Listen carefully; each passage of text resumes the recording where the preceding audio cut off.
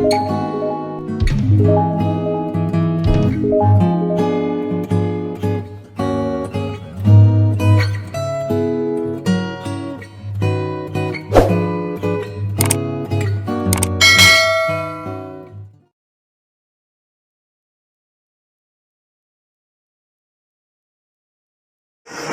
Allah, saya membangun pondok tempat menuntut ilmu, bukan sekolah nasib.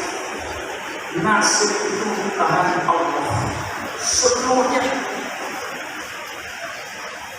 Ilmu yang sama tidak mengakibatkan nasib yang sama.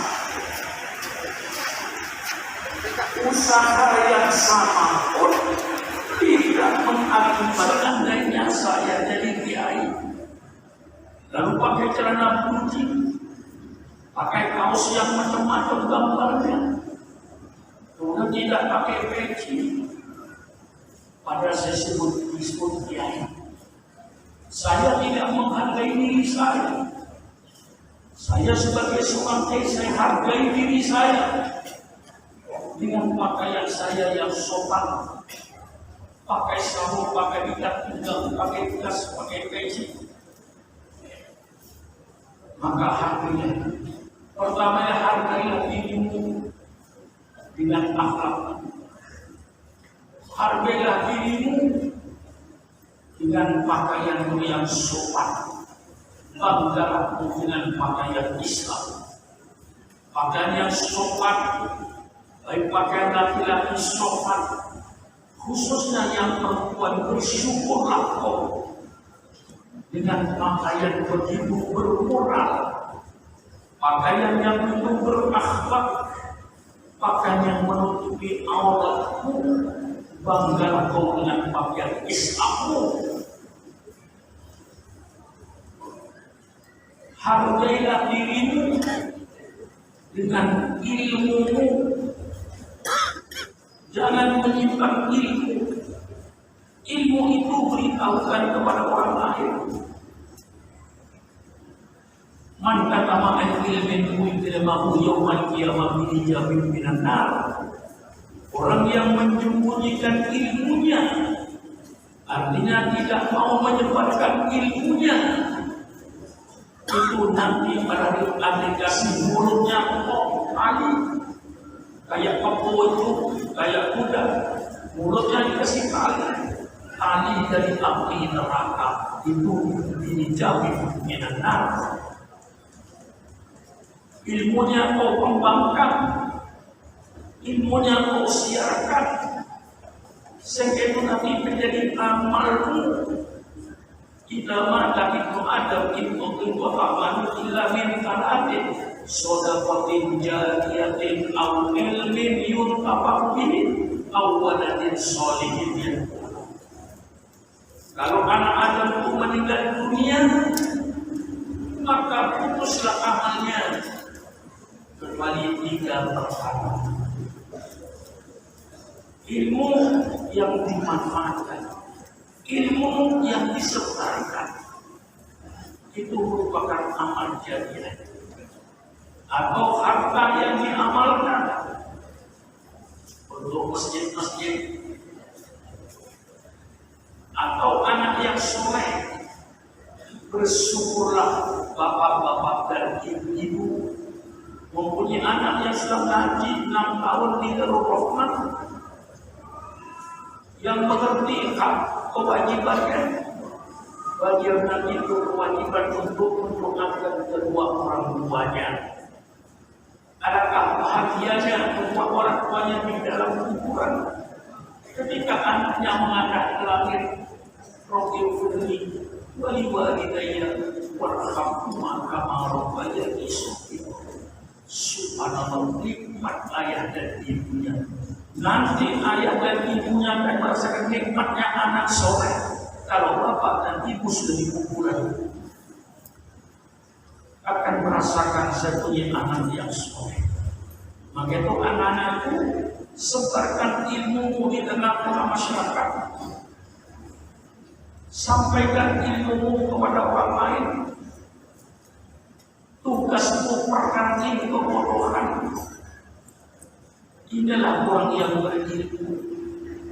Dengan tiga ini, dengan akhlak yang baik, dengan pakaian baik, dengan ilmu yang baik, kau akan menjadi orang yang berharga, walaupun tidak minta dihargai. Orang yang berharga tidak perlu minta dihargai, karena yakinlah orang pun akan menghargai orang-orang yang berharga. Tidak mungkin masyarakat akan menghargai orang-orang yang tidak berharga. Jadi kalau orang yang sudah berharga tidak perlu minta dihargai. Walaupun tidak minta dihargai, akan dihargai oleh orang. Ini anak-anakku saya berikan nasihat kepadamu sebagai nasihat perpisahan, sebagai bekal untukmu nanti di tengah-tengah masyarakat. Ketika saya dahulu di pesantren Bungkul, guru saya bertanya kepada santri-santri, wahai anak-anak, siapakah orang penting?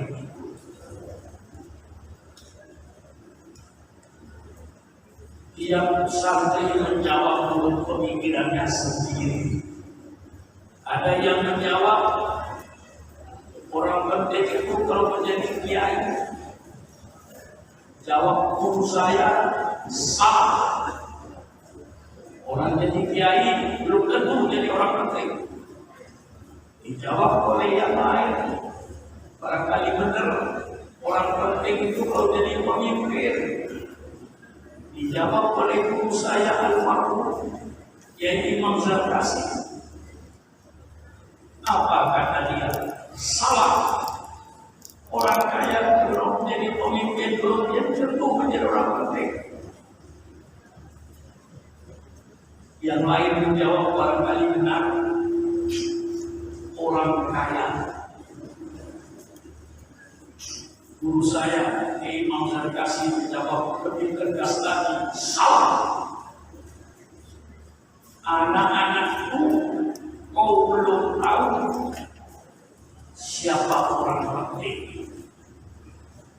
Kemudian almarhum Imam Zarkasi menjawab dengan tegas dan mantap, anak-anakku, tahukah kau orang penting? Orang penting itu orang yang mementingkan kepentingan orang lain, itu orang penting. Biar kiai alim, kalau tidak mementingkan kepentingan muridnya, tidak mementingkan kepentingan masyarakatnya, itu kiai bukan kiai penting. Karena tidak memikirkan kepentingan masyarakatnya, tidak memikirkan kepentingan murid-muridnya. Apa kepentingan murid-muridnya? Apa kepentingan masyarakat?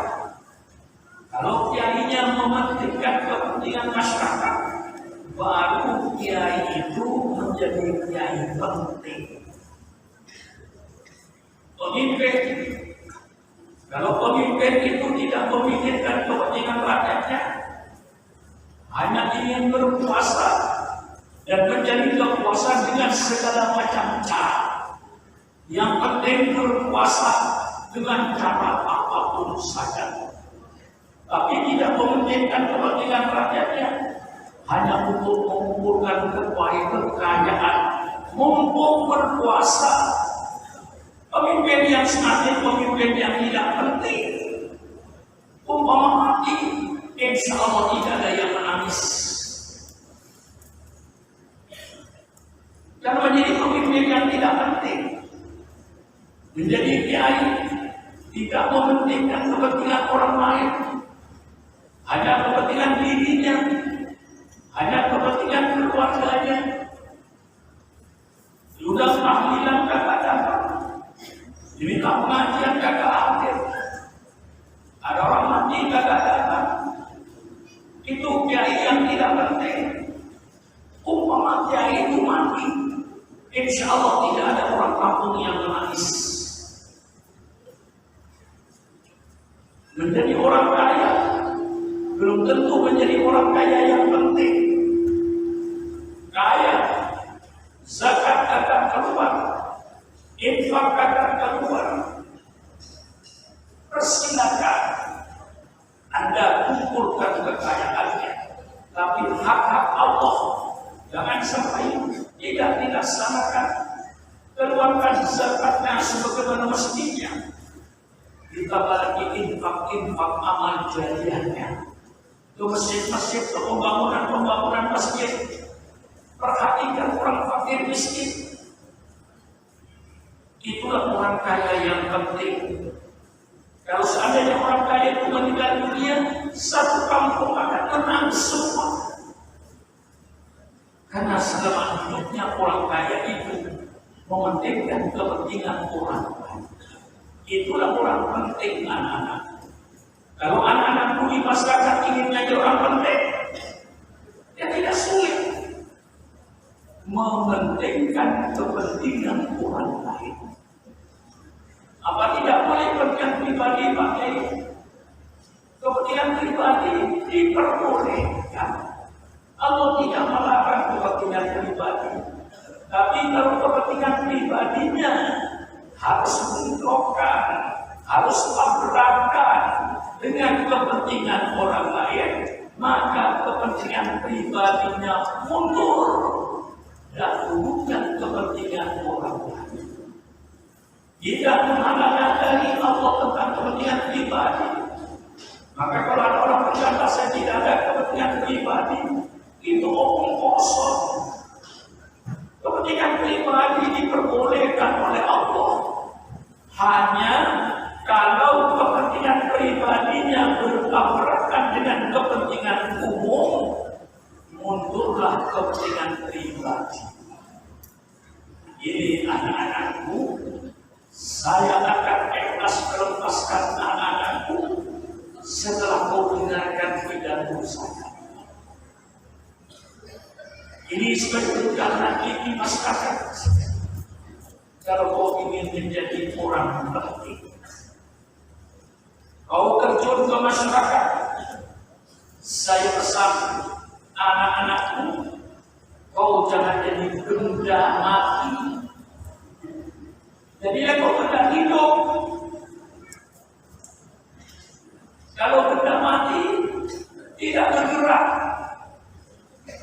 benda mati tidak berkembang, benda mati tidak tumbuh. Tapi jadilah kau benda hidup. Benda hidup itu bergerak. Tandanya hidupnya bergerak. Jangan diam, bergerak di masyarakat. Jangan cuek dengan masyarakatnya. Bergerak. Tandanya kau hidup. Tumbuh. Tandanya kau hidup. Berkembang. Tandanya kau hidup. Makhluk mati tidak bergerak, tidak berkembang, tidak tumbuh. Jangan kau menjadi makhluk mati di tengah-tengah masyarakat. Bergerak. Jangan cuma pandai mencari pekerjaan,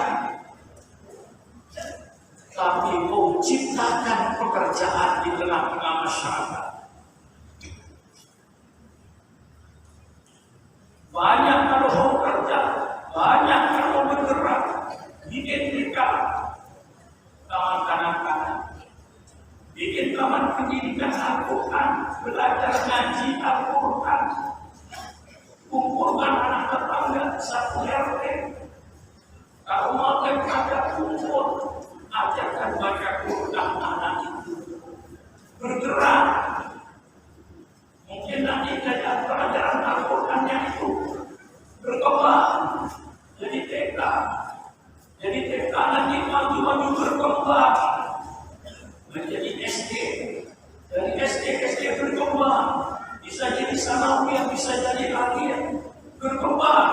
Bisa menjadi pesantren. Berkembang. Kok menjadi kiai di tengah-tengah masyarakat. mulai bergerak dari sekecil-kecilnya bergerak. Dengan daun ini bersifat-sifatkan itu masyarakat yang pondok yang besar, yang saat ini buat mimpi. Mulai kau dengan mengajar Al-Quran 5 orang. Pertama kali kau tidak ajar pada keluarganya sendiri, nanti anak tetangganya baik ikut ngaji Al-Quran. Satu RT itu ngaji Al-Quran, berkembang dengan baik dari satu RT. Alif, ba, ta, jim, dan seterusnya. Alif fathah, alif kasroh, alif lemah, ibu. Ba fathah, ba kasroh, ba fathah, ba fathah, ba lemah, ba ibu. Mulai gerak. Filsafat Arab, jika rohaitu hilalan, ayatun annahu sayakun badran. Kalau saya sudah melihat bulan sabit yang kecil, yang hampir-hampir hilal itu tidak kelihatan, satu Ramadan. Kalau saya sudah melihat hilal yang kecil itu, saya yakin suatu saat pasti jadi bulan purnama. Kau mulai dari bulan yang kecil. Apa yang kecil? Baca Quran. Ngajar baca Quran.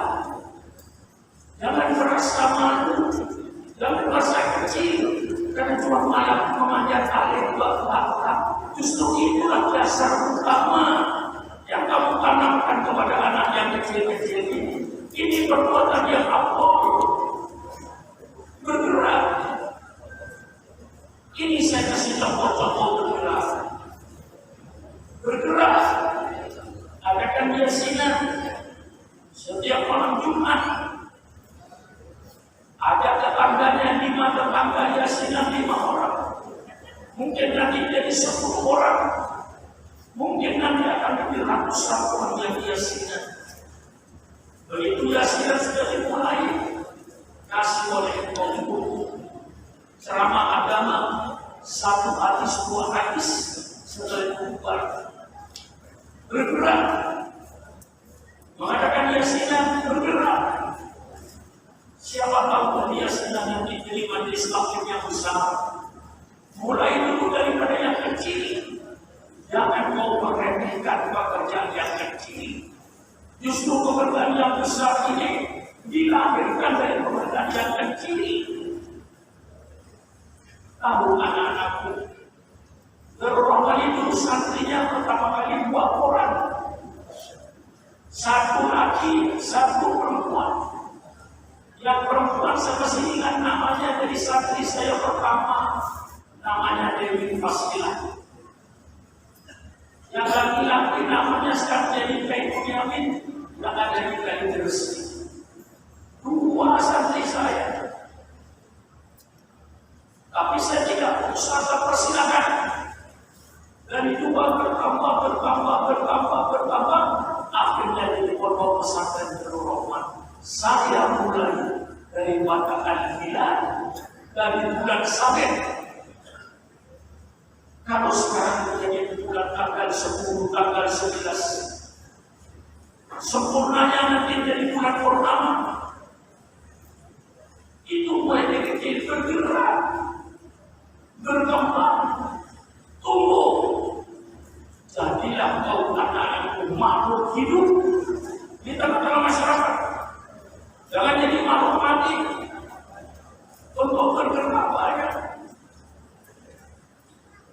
Misalnya di kampungnya ada musola yang tidak kegiatan, hubungkan akan dibuka kursus bahasa Arab dan bahasa Inggris seminggu 2 kali. Biar 5 orang ajar bahasa Arab yang baik. Biar 5 orang untuk ajar dengan bahasa Inggris yang baik yang kau miliki. Mungkin pada suatu saat akan membesar, bergerak, berkembang, tumbuh, berkembang. Ini saya siapkan kepada anak-anak di tengah-tengah masyarakat nanti.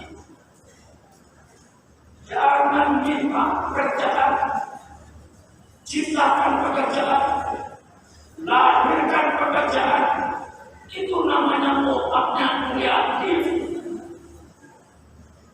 tidak mati otaknya, otak yang tumbuh di tengah masyarakat. Itu yang saya harapkan pada alumni, seperti kakak-kakakku yang sudah berbuat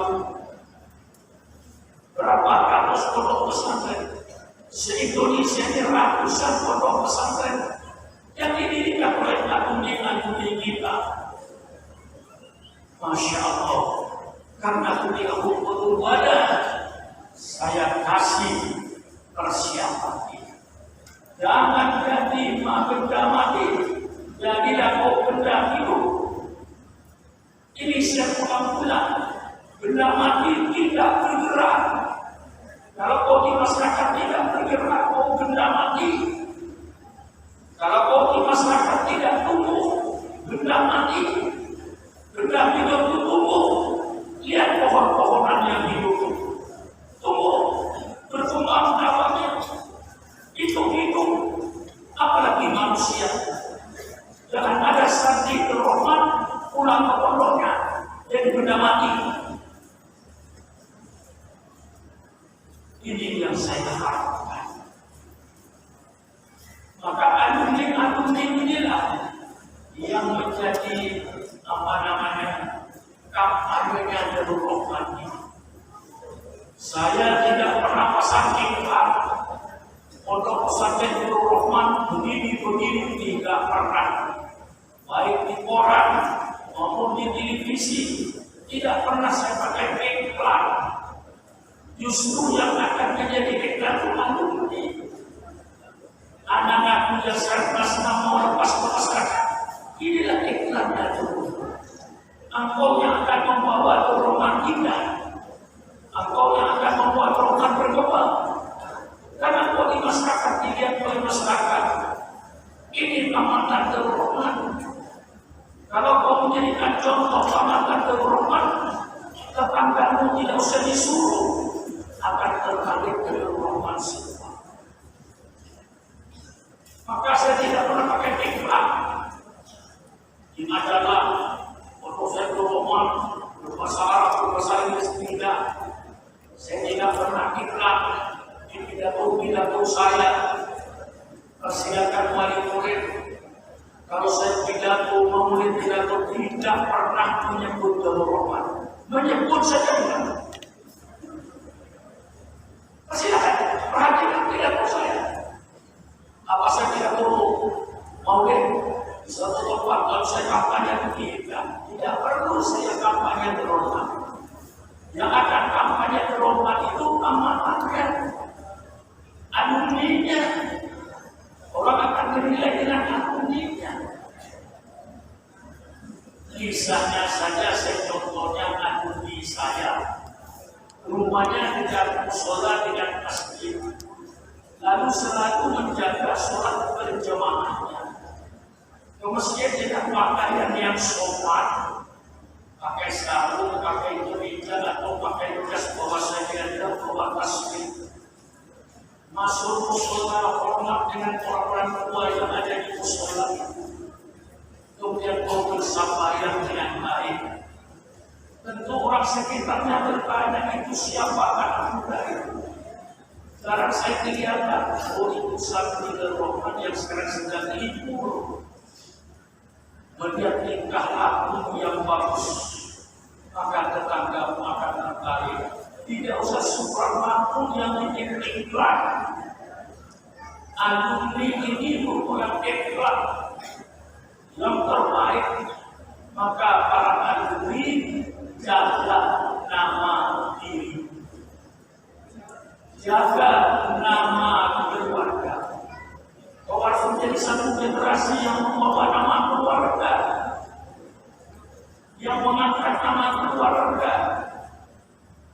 Pada saat engkau tinggal lakunya baik, orang bertanya anaknya siapa? Oh, itu anaknya Pak Fulan. Bagus sekali nama itu. Nama keluarga, nama orang tuamu terangkat di masyarakat. Engkau yang mengangkat nama keluarga dengan perbuatan. Engkau yang akan mengangkat nama pondok ini karena alumni terangkat terhormat.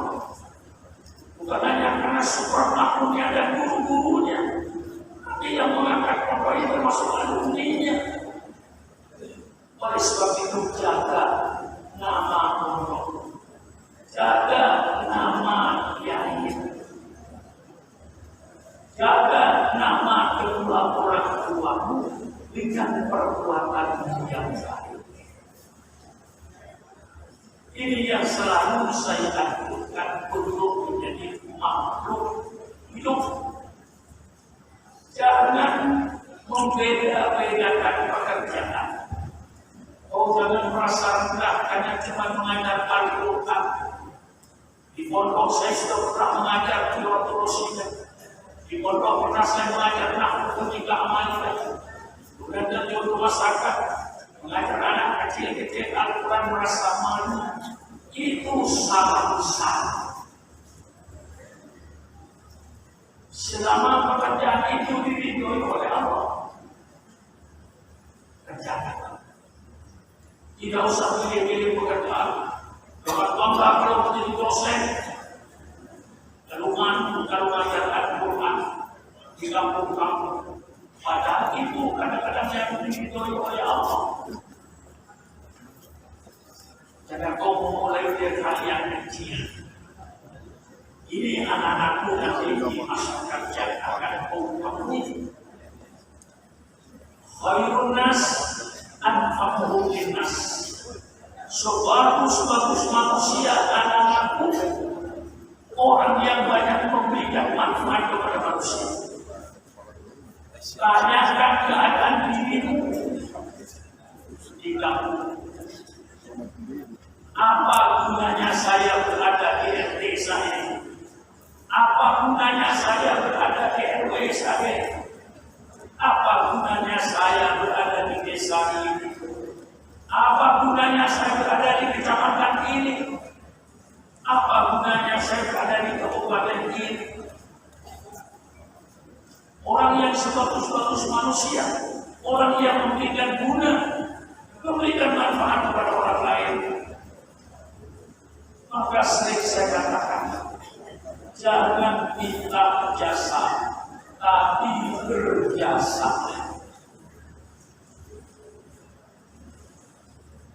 Orang yang dihargai orang itu karena jasanya. Seorang ustaz di kaki Gunung Salak yang mengajar Al-Quran, sudah sekian ribu manusia yang bisa baca Al-Quran dengan akhlak yang baik, Ustaz.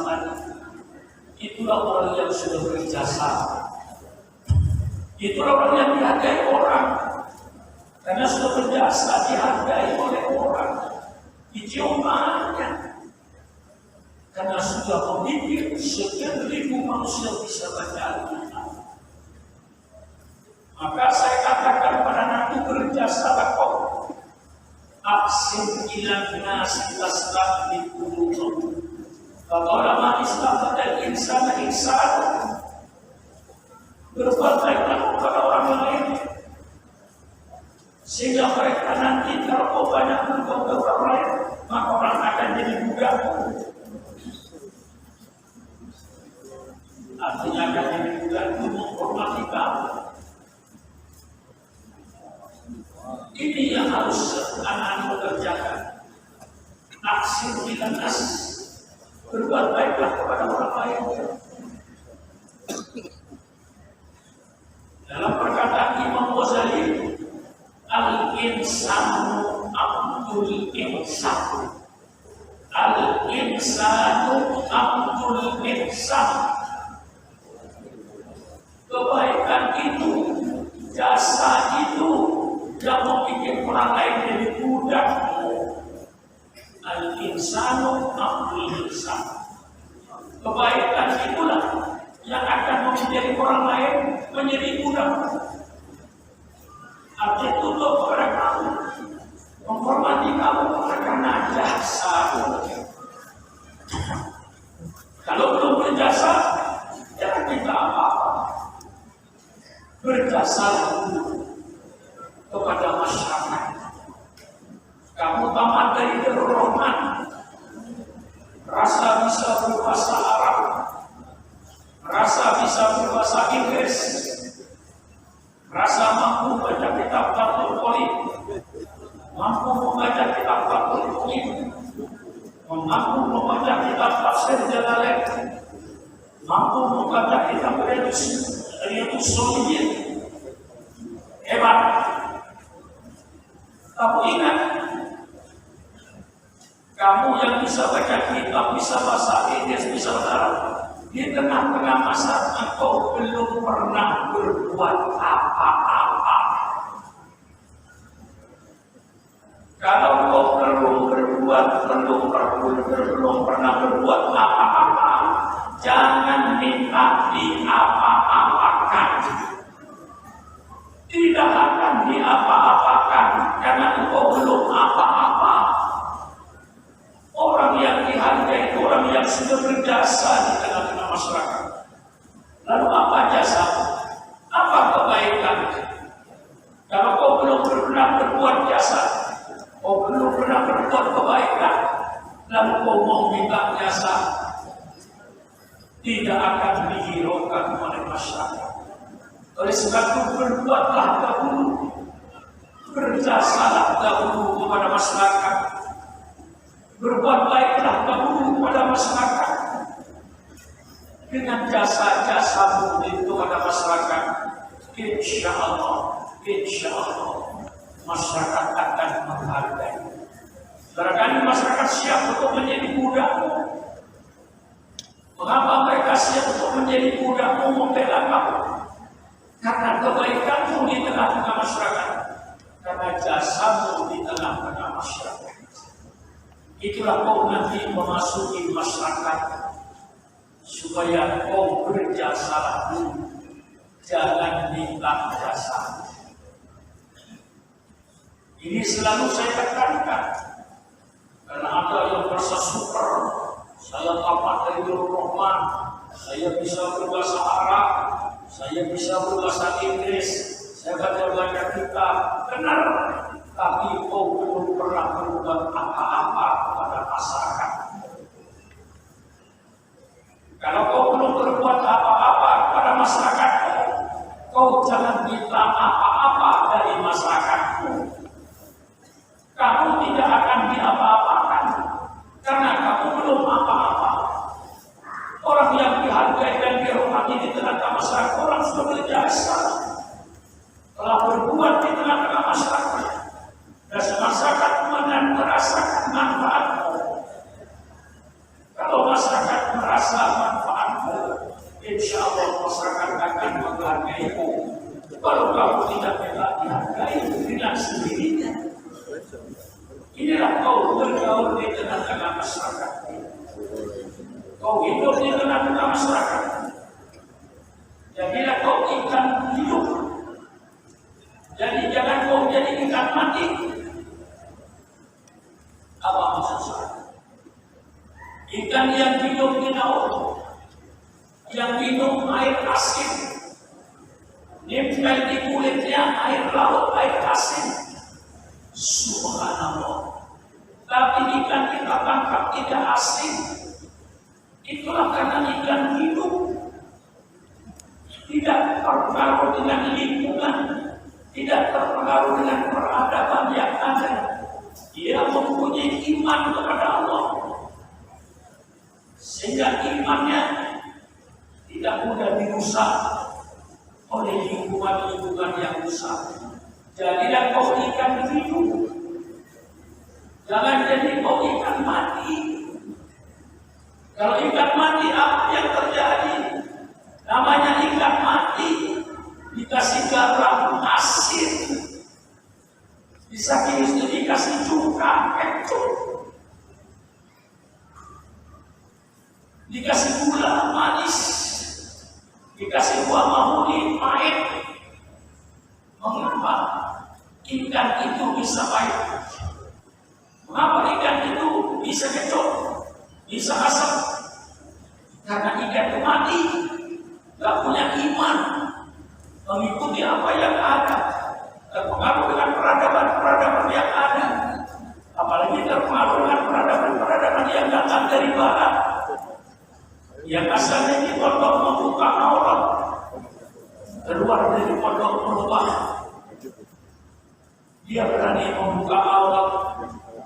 Yang perempuan-perempuan yang biasa menutup auratnya karena pergaulan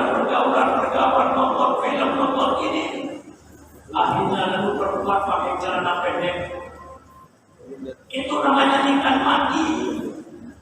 Terpengaruh global dengan peradaban-peradaban yang tidak baik. Tapi kalau menjadi ikan hidup, dia tidak akan terpengaruh dengan peradaban-peradaban yang merusak. Dia tetap tidak asing, walaupun dia hidup di laut bertahun-tahun dengan asing. Ini namanya anak di tengah-tengah masyarakat. Jadilah kau ikan hidup di tengah-tengah gelombang teknologi, di tengah-tengah gelombang peradaban yang sekarang ini sedang terjadi perang peradaban. Perang antara peradaban Islam dan peradaban Barat. Ini sedang perang kita ini. Apakah kita mampu mempertahankan peradaban Islam ini dalam berpakaian, dalam tingkah laku? Tergantung pada imannya yang ada di dalam dada. Kalau imannya kokoh dan kuat, kau tidak akan pengaruh dengan teknologi dan peradaban-peradaban yang merusak ini. Tetapi kalau imanmu lemah, mungkin saja akan terjadi perubahan peradaban. Ketika di pondok berperadaban peradaban Islam, baik pakaiannya maupun pergaulannya, begitu keluar dari pondok, melihat film-film yang bermacam-macam, melihat pergaulan-pergaulan yang bermacam-macam, akhirnya berubah. Peradaban yang di pondok hilang menjadi peradaban Barat dengan pergaulannya. Ini berarti anak-anakku menjadi ikan mati. Ini pesan-pesan saya kepada anak-anakku supaya benar-benar ini menjiwai. Saya rela melepaskan anak-anakku. Walaupun 6 tahun kita bergaul, bagaimana terharunya wali murid. Anak-anakku 6 tahun mandi bersama, 6 tahun belajar bersama, 6 tahun makan bersama, 6 tahun tidur bersama, 6 tahun ngaji bersama. Hari ini kau harus berpisah. Tentu sangat terharu dan sangat menyedihkan. Tapi ini semuanya sudah menjadikan tujuan Allah, menjadi pokok kadarnya Allah. Berani bertemu, harus berani berpisah. Takut berpisah, jangan bertemu. Bertemu itu adalah awal daripada perpisahan. Perpisah itu adalah akhir daripada pertemuan. Ini sudah menjadi putra iroda Allah, sudah menjadi sunnah Allah. Imam Ghazali menyatakan setiap manusia pasti akan berpisah dengan apa yang dia cintai dan akan berpisah dengan siapa yang dia cintai. Cinta sama harta, ya inilah pasti akan berpisah dengan hartanya. Ima hartanya yang pergi dulu, ima engkaunya yang nyawanya dicabut oleh malaikat maut. Kau akan berpisah dengan apa yang kau cinta. Cinta sama kedudukan dan jabatan, pasti kau akan berpisah dengan kedudukan dan jabatannya. Kau jadi presiden, kau akan berpisah dengan kedudukan presiden. Walaupun kau akan mempertahankan sebuah tenaga untuk tidak berpisah dengan jabatan, pasti jabatan itu akan berpisah dengan kau.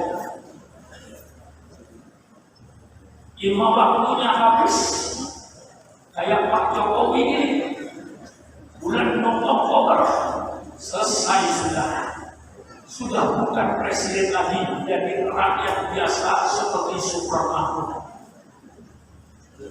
Walaupun cinta bagaimanapun pada jabatannya, pasti akan terpisah dengan jabatan.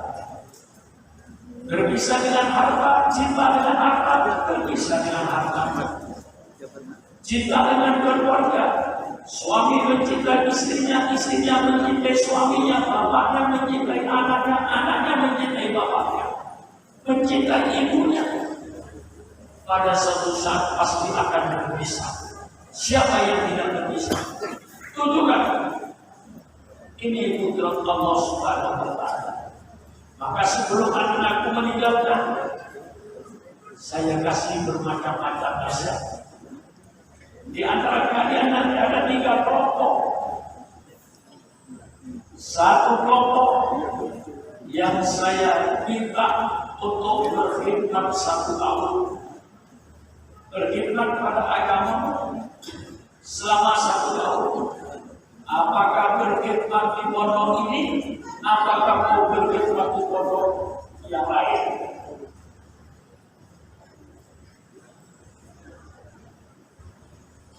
Itu terserah nanti tugasnya. Selama mau berkhidmatlah dengan sebaik-baiknya. Mengajarlah kaum dengan sebaik-baiknya. Mungkin nanti ada yang di Sulawesi, mungkin ada yang ke Kalimantan, yang pasti banyak nanti ke Sumatera dan di Pulau Jawa ini. Mungkin sekitar 150-an yang akan menjadi petugas kerja bakti selama 1 tahun. Ketika itu mengajarlah dengan sebaik-baiknya. Bahwa nama pondok, umpama engkau ditugaskan di suatu tempat, ternyata kepadamu kurang sesuai, kurang tepat, sudahlah bertahanlah 1 tahun. Bikin suratlah ke pondok ini apa yang kau rasakan. Barangkali kita bisa membantu nantinya. Tapi bagaimanapun, selama 1 tahun kau puasalah untuk berkhidmat di pondok yang dilakukan. Pondok tidak sesuai, tapi tunjukkan kebaikan, tunjukkan akhlak. Ini yang saya minta bagi yang bertugas nanti, dan tolong kepada wali murid untuk tidak menolak. Karena kalau menolak jadi kacau. Pondok yang sudah kita janjikan, sudah kita berikan ketentuan bahwa akan dibantu. Kalau nanti jemput masakan sekian, lalu tahu-tahu ibunya tidak setuju, begini, kerusakan acara saya. Maka kepada wali murid, saya minta keikhlasannya. Yang saya tugaskan 1 tahun untuk berbakti, persilahkan laksanakan 1 tahun tidak lama. Setelah itu nanti lepas. Habis. Kadang-kadang wali murid ada yang saya tugaskan di 1 tempat, yang saya tugaskan 1 tahun. Ternyata sampai sekarang tidak pulang. Jadi kiai bangun pesantren, berdakwah. Padahal dulu saya tugaskan hanya 1 tahun, kau di Riau 1 tahun, kata saya. Ada saya tugaskan di Lampung 1 tahun. Nyatanya sekarang di Lampung bikin pondok pesantren yang santrinya sudah ratusan. Lalu di Pekanbaru itu yang paling banyak. Di Riau paling banyak pesantren yang didirikan oleh Adun ini. Asalnya saya kirim untuk berkhidmat 1 tahun, tapi ternyata lalu berdakwahnya diterima oleh masyarakat. Hanya undangan banyak. Ketika mau dan Isra Mi'raj, akhirnya enggan pulang ke Jawa. Padahal itu anak Betawi, yang biasanya anak Betawi itu tidak mau keluar dari Betawi. Setelah di sana kawin dengan orang sana, dipercaya bikin pesantren, bikinlah dia pesantren sekarang muridnya sudah lebih daripada 500. Subhanallah. Ada yang saya kirim ke Sulawesi perempuan supaya berbakti 1 tahun aja, kata saya, anak Pandeglang. Setelah berbakti 1 tahun, rupanya senang di sana. Akhirnya kawin dengan orang setempat, pengusaha. Akhirnya dia berusaha. Dia menjadi anggota DPRD tingkat 1 provinsi. Perempuan. Kemudian membuka travel, maju. Mengapa? Ya pesan saya itu bergerak, hidup, bergerak, tumbuh, berkembang. Itu ada. Yang ada yang 1 tahun kembali, ada yang malah menjadi kepala sekolahnya dan kawin di Maluku sana, dekat dengan Pilihan. Santri saya, alhamdulillah, dimanapun akan hidup selama dia bermanfaat kepada manusia, hiduplah kok. Semuanya punya Allah. Dan sekarang tidak ada jarak yang jauh, tidak ada. Dunia sudah sempit. Jam 3 sore masih ada di dalam terbang Soekarno-Hatta. Terbanglah jam 3:30. Jam 1 waktu Madinah sudah sebanyak tahajud mesin Madinah. Mana ada dunia yang jauh sekarang? Enggak ada. Jam 3 kita di dalam terbang Soekarno-Hatta. Jam 1 malam waktu Madinah kita sudah sebanyak tahajud di kota Madinah di Masjid Nabawi. Padahal kemarin asar masih dicekal. Ya, jangan pakai filsafat Jawa kuno. Ya, dalam filsafat Jawa kuno pada waktu itu tidak salah. Kata orang Jawa dulu, sekarang sudah enggak. Orang Jawa sudah tersebar kemana-mana. Orang Jawa dulu mangan orang mangan kumpul. Nah itu filsafat yang enggak benar. Dulu mungkin benar. Karena dulu sawahnya luas, pertaniannya luas, satu keluarga punya sawah 40 hektar. Jadi kalau dia berkata makan orang makan kumpul itu benar. Sekarang dia tidak perlu itu. Makan atau tidak makan, yang penting kumpul. Akhirnya kumpul dan tidak makan.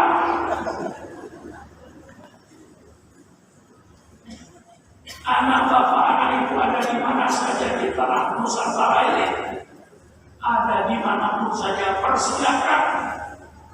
Oh ada di Irian, jadi KI, ada. Anu di kita yang jadi KI di Irian itu. Dulu mondoknya, ketika di pondok, setiap tahun, setiap kelas 2 tahun. Kelas 1-nya 2 tahun, kelas 2-nya 2 tahun, kelas 3-nya 2 tahun, kelas 4-nya 2 tahun, kelas 5-nya 2 tahun, kelas 6-nya 2 tahun. Pulang ke ini bisa membuka satu pendidikan. Mana yang laki-laki menjadi ketua majelis ulama Irian. Persilakan dipuji mana saja. Asal anak bapak dan ibu bermanfaat kepada bangsa, bermanfaat kepada negara, lepas. Asal bermanfaat pada bangsa, negara, dan agama, lepas. Mau dari Sumatera, mau dari Kalimantan, mau Sulawesi, persilakan. Ternyata anak laki-laki yang dulunya ketika saya tugaskan di ujung pandang, berasal jauh, Pak istri ke Makassar, di ujung pandang di mana saudara 1 tahun bagi saya. Nanti selesai kembali ke Jakarta, mau ngajar di sini. Ke rumah saya persilakan, asal berbakti dulu 1 tahun ini. Rumahnya berbakti 1 tahun selesai kakak pulang. Anak pada bilang, ya kalau dikatakan sekarang kaya ya kaya. Dia pernah mengajak saya untuk urus 1 keluarga. Kalau pakai sekeluarga umroh dengan saya dibiayai, malah pesawatnya saya didudukan dengan kelas bisnis yang harganya 2 kali lipat daripada jemaah yang ada. Dulunya saya kasih tugas, maka kepada bapak dan ibu nanti yang dikasih tugas sudah terima aja lah. Sudah pakai saya terima. Anak saya ditugaskan di mana saja asal 1 tahun Pak Kiai, persilakan. Nanti kalau di sana nasibnya bagus, bisa bangun pesantren sendiri, apa salahnya? Tidak pulang, ibu aja berangkat ikut anaknya ke sana. Kalau nasibnya bagus, nah maka yang bertugas tolong melaksanakan tugas khusus baik-baiknya. Walaupun ada tidak kesesuaian, tolong tahan dulu, tunjukkan akhlaknya baik. Anggap puasa 1 tahun, anggap bertapa 1 tahun. Kalau harus mengenai ada hal-hal yang kurang sesuai, sampai selesai. Nah, selesai 1 tahun, nggak usah diperpanjang. Balik ke Jakarta. Ini pesan saya, dan mengajarlah dengan sebaik-baiknya, seperti ketika engkau praktik mengajar di pondok ini dengan persiapan, buku-bukunya bawa semua, kitab-kitabnya bawa, yang kira-kira diperlukan untuk mengajar. Itu satu kelompok. Ada satu kelompok lagi yang nanti teruskan ke perguruan tinggi. Persilakan, asal tidak mampu perguruan tinggi. Kalau saya tidak jadi mahasiswa, mati saya. Itu salah. Jadi mahasiswa persilakan, ukur kemampuan orang tua. Kalau orang tua pun misalnya ekonominya tidak mampu, kau lebih baik terjun di masyarakat, berbakti di masyarakat, bikin majelis taklim, bikin pendidikan Al-Quran, nanti sambil kuliah. Jangan mampu perguruan tinggi. Kalau tidak jadi mahasiswa, mati saya. Kalau tidak keluar negeri, mati saya. Itu semuanya tidak benar. Persilahkan bercita-cita ke luar negeri. Rata-rata tiap tahun baru murid yang ke luar negeri tidak kurang dari 25 orang dari pondok ini tiap tahun. Yang ke Mesir, yang ke Sudan, yang ke Tunis, yang ke Maroko, yang ke Turki, yang ke Damaskus, itu ada. Persilakan, alhamdulillah, anak-anakku kalau lulus tesnya nanti ke luar negeri. Nanti yang mau ke luar negeri banyak berhubungan dengan negara di Pakis, ini banyak berhubungan dengan dia. Kalau nanti yang mau ke luar negeri, yang mau kuliah dalam negeri tidak kalah dengan yang di luar negeri. Yang penting itu belajar, bukan soal di Al-Azharnya, bukan soal di Maroko, bukan soal di Damaskus, bukan soal di Turki. Sekarang ada anak teruan yang ada di Turki. Itu sudah paling jauh, itu sudah masuk Eropa. Ditakdirkan ke luar negeri, alhamdulillah. Menjadi mahasiswa di dalam negeri, alhamdulillah. Asal rajin belajar. Insya Allah kalau rajin belajar, bisa tidak kalah dengan yang dari luar negeri. Asal belajarnya sungguh-sungguh dan rajin. Yang mau terjun ke masyarakat, saya pakai berhubung orang tua saya tidak mampu ekonomi gini, saya akan terjun di masyarakat saja. Saya akan buka TK, akan saya buka pengajian Al-Quran. Jadi ada 2 tahap, persilakan, bagus. Hanya jaga semuanya dengan akhlak. Ini kelompok-kelompok ada 3 kelompok keluar negeri, kelompok dalam negeri, dan kelompok yang menyerbu masyarakat. Ketiga-tiganya saya persilakan dan saya restui. Ketiga-tiganya bagus, dengan niat yang bagus. Itu nantinya ada 3 kelompok ini yang akan keluar, baik yang menjadi mahasiswa luar negeri maupun yang akan jadi mahasiswa dalam.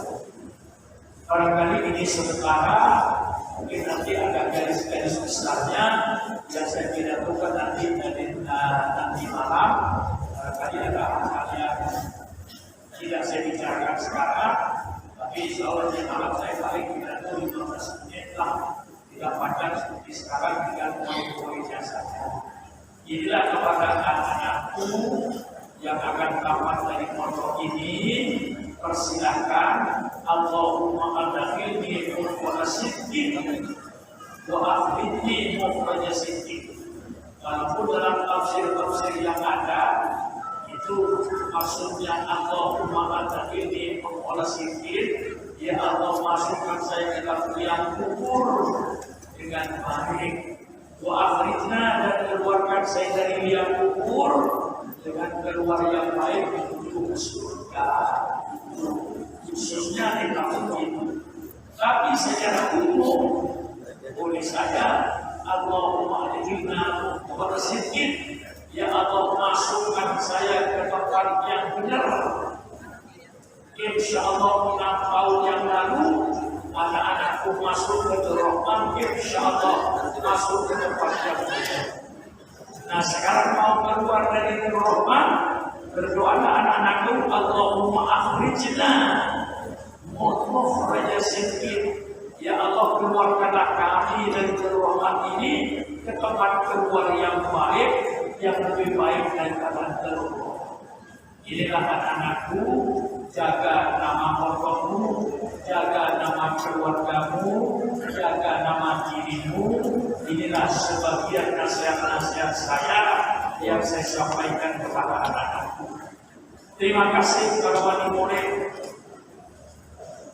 yang telah mempercayakan anaknya untuk dididik di sini. Saya atas nama seluruh majelis guru dan atas nama Pondok Pesantren Rahman mohon maaf kepada wali murid kalau kami belum bisa memuaskan sebagaimana yang diinginkan oleh wali murid. Kami sudah berusaha maksimal untuk mendidik anak-anak Bapak, itulah kemampuan kami. Kami mohon maaf kepada Bapak dan Ibu apabila menjumpai hal yang kurang berkenan di hati Bapak dan Ibu. Saya sudah semaksimal. Inilah kebesaran nikmat-nikmat Allah. Ini kerugian bagi saya harus bersyukur kepada Allah. Sekian saja kepada wali murid seluruhnya. Terima kasih atas kepercayaannya, dan kami atas nama pimpinan Pondok Rahman mohon maaf atas segala kekurangan kami yang tidak memenuhi keinginan daripada bapak-bapak, dan kami hanya berdoa mudah-mudahan anak-anak kami yang ramah ini menjadi anak-anak yang berguna di tengah-tengah masyarakat, menjadi anak-anak yang bermanfaat di tengah-tengah masyarakat, menjadi orang yang berbakti pada bangsa, negara, dan agama. Sekian, kurang lebihnya saya minta maaf. Wallahul muwaffiq ila aqwamit thoriq. Wassalamualaikum warahmatullahi wabarakatuh.